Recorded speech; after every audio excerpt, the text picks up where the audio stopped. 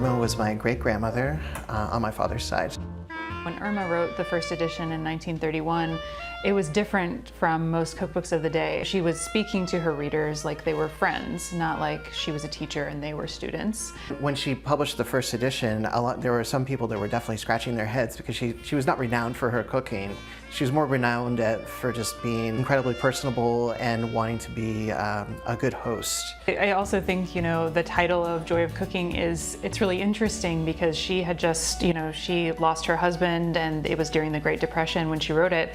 And I don't think she necessarily loved cooking all the time, but I think she did view the book as kind of a refuge for her readers that they could read, and she would crack jokes. So it wasn't just a cookbook. It was like almost a person that was in your kitchen with you.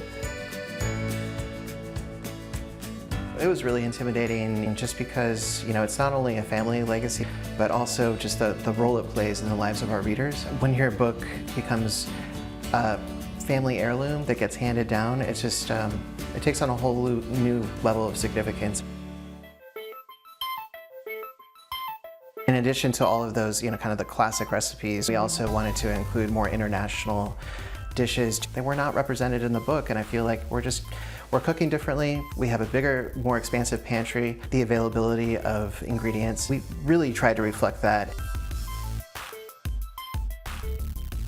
We do talk about sustainability, especially in the nutrition chapter, and then in also the fish and meat chapters, making meat a smaller part of the plate, using meat more as a flavoring than a main dish. We also included many more vegetarian and vegan recipes. So today we're gonna prepare the roasted cauliflower soup from the new edition of Joy of Cooking. First thing, we're going to roast the cauliflower. So I've just broken them apart into florets, and then I'm just gonna drizzle them with some vegetable oil, and then into the oven they go. As the cauliflower roasts, we're gonna saute some leeks. The leeks not only add flavor to the soup, but they also help thicken it when you puree them. Well, it looks like the cauliflower is done. It's nice and roasted. And just add that to the softened leeks. And then we're just gonna add some vegetable broth. But while the soup is simmering and the cauliflower is kind of softening up, you can make the paprika oil, which is gonna be a garnish for the finished soup.